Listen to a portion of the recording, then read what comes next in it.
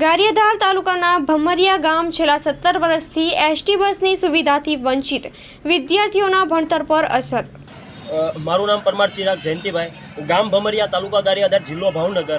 આજ રોજ અમે અમારા ગામના લેટર હેડ સાથે આજે સુધીરભાઈ વાઘાણી તથા અમારા એમએલએ સુધીરભાઈ વાઘાણી તથા અમે ગારિયાધાર ડેપોની અંદર રજૂઆત કરવામાં આવ્યા છીએ કે છેલ્લા 15 થી 17 વર્ષ પહેલાં અમારા ગામની જે રૂટમાં બસ ચાલતી હતી એ અચાનક જ એ રૂટની બસ બંધ કરી દેવામાં આવી અને બંધ કરી દેવા છતાં પણ ત્યાર પછી અમે ઘણી બધી અમારા સરપંચશ્રીએ અરજી કરી છે, પણ તે છતાં પણ કોઈ એનો નિકાલ કરવામાં આવ્યો નથી। અને અમારા જે કંઈ બાળકો છે તે 10 કિલોમીટર સુધી દામનગર રૂટ સુધી, દામનગર હાઈ સેકન્ડરી માટે ભણવા માટે, અભ્યાસ કરવા માટે જાય છે અને તેને ક્યાંક ને ક્યાંક 20 રૂપિયા જવાનું અને 20 રૂપિયા આવવાનું ભાડું સેમ ગણ દિન પ્રતિદિન 40 રૂપિયા એને ચૂકવવામાં આવે છે। એના પપ્પા, એના માતા પિતા હોય છે એ દિહાડી મજદૂર હોય છે અને દિહાડી મજદૂર પોતે તે એના બાળકોને ભાડું દઈ શકતા નથી અને ક્યાંક ને ક્યાંક એને પણ વચ્ચે પણ એને શિક્ષણથી વંચિત થવું પડે છે।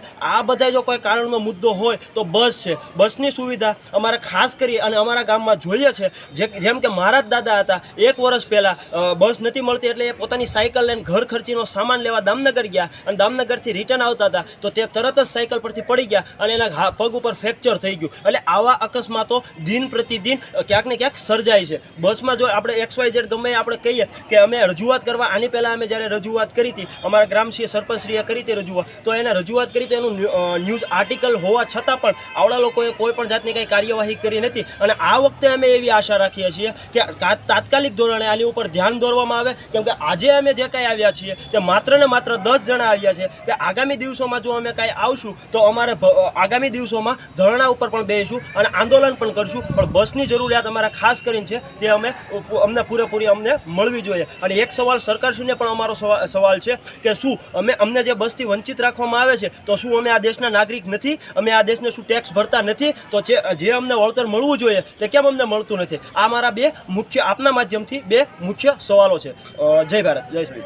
તમે ડેપો મેનેજરને રજૂઆત કરી તો શું કીધું તમને? ડેપો મેનેજરે અમારું જે કંઈ આવેદન આપવામાં આવ્યું હતું તે આવેદન એને સ્વીકારી લીધું છે અને એને એમ કીધું હતું કે આપની જે કંઈ રજૂઆત છે એને અમે ઉપલા અધિકારી સુધી પહોંચાડી દઈશું। પરમાર કિશન મારું નામ, મારા બાપાનું નામ અશોકભાઈ, મારું ગામ ભમરિયા।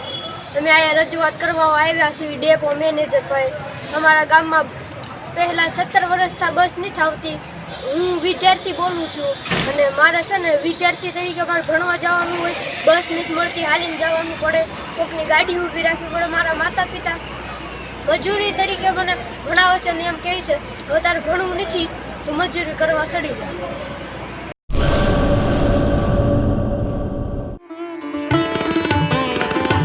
રાપર તાલુકા શહેર અને ગામની તમામ જાહેર જનતાને જણાવવાનું કે રાપર શહેરની મધ્યે મોહનકુંજ એપાર્ટમેન્ટ, સલારી નાકા પાસે સંજીવની હોસ્પિટલ ખાતે જનરલ હાડકાની સારવાર અને ચામડીના રોગોની સારવાર કરવામાં આવે છે। સેવા આપતા ડૉક્ટર પ્રવીણભાઈ રાંગી, ડૉક્ટર સાગર સોલંકી અને ચામડી રોગના સ્પેશિયાલિસ્ટ ડૉક્ટર મિતેશભાઈ ઠક્કર આવશે। ચામડી રોગના ડૉક્ટર પ્રવીણ ત્રીજા રવિવારે સેવા આપશે।